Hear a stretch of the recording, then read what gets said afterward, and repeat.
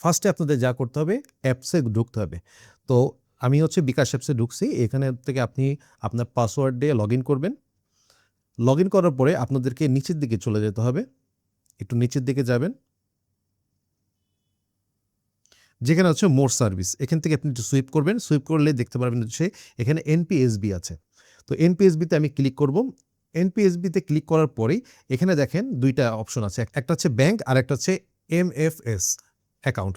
তো আমরা হচ্ছে যেহেতু আমরা নগদে টাকা পাঠাবো, সো এইজন্য আমাদের এমএফএস এ ক্লিক করব। তো এই অ্যাকাউন্টে ক্লিক করলে অ্যাড এমএফএস অ্যাকাউন্ট, এখানে জাস্ট ক্লিক করব। এখানে ক্লিক করার পরে এখানে আপনি ৩ টা অপশন দেখছেন। একটা হলো ট্যাপ, একটা হচ্ছে রকেট আর একটা হচ্ছে নগদ। সো আমরা নগদে টাকা পাঠাবো, সো আমরা এখানে নগদে ক্লিক করব। নগদে ক্লিক করার পরে এখানে হচ্ছে আপনাদের ভেরিফিকেশনের জন্য ফেস ভেরিফিকেশন করবে। সো এটা মাস্ট বি আপনাদের করতে হবে। এটার জন্য হচ্ছে স্টার্ট নাও।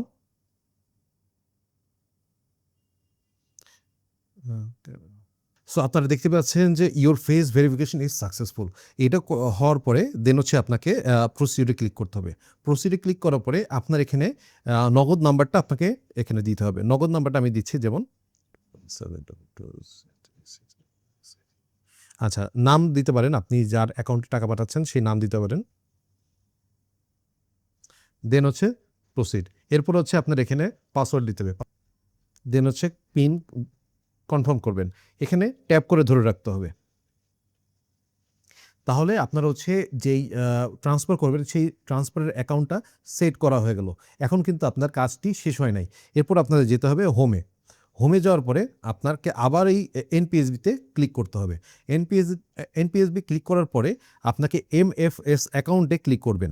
এরপরে দেখেন যেই নাম্বারটা আমি এখানে হচ্ছে অ্যাড করেছিলাম সেই নাম্বারটা এখানে অ্যাড হয়ে আছে অলরেডি। তা এখন আমি এখানে ক্লিক করব। ক্লিক করার পরে এখান থেকে আমি এখন টাকা ট্রান্সফার করব। এখানে দেখেন আপনি ৩০০ টাকা থেকে ৫,০০০ টাকা পর্যন্ত ট্রান্সফার করতে পারেন। আমি জাস্ট এক্সাম্পল হিসাবে আমি এখান থেকে ৫০০ টাকা ট্রান্সফার করছি। এই দেখেন আপনাদের হচ্ছে আগের যে ইন্টারফেসটা আপনি যে নরমালভাবে যেভাবে পাঠাইতেন সেই ইন্টারফেসটা চলে আসছে। এখানে চার্জ করবে হলো ৳৪.২৫। তো আমি এখানে পিন নাম্বার, আপনি রেফারেন্স হিসেবে কোনো কিছু দিতে পারেন। যেমন আমি এখানে দিলাম 6। এখন হচ্ছে আবার হলো আমি পিন নাম্বারটা দিব। পিন নাম্বারটা হলো, পিন নাম্বারটা দেওয়ার পরে আমি হচ্ছে কনফার্ম দিব এবং এখানে ট্যাপ করে ধরব। দেখেন এখান থেকে কিন্তু টাকা অলরেডি চলে গেছে। আর এখানে লেখা আসছে এমটিএফ ট্রান্সফার এনপিএসবি। আমি যেই নাম্বারে টাকা পাঠাতে চাইছিলাম নগদে, সে অলরেডি নগদে চলে গেছে। খুব সহজেই কিন্তু আপনি বিকাশ থেকে নগদে টাকা পাঠাতে পারবেন ১ মুহূর্তের মধ্যে। আমি আপনাদের এখন চেক করে দেখাচ্ছি আমার নগদ অ্যাকাউন্টে টাকা এসেছে কিনা। আমার নগদ অ্যাকাউন্টে কিন্তু টাকা চলে এসেছে। তো এই ছিল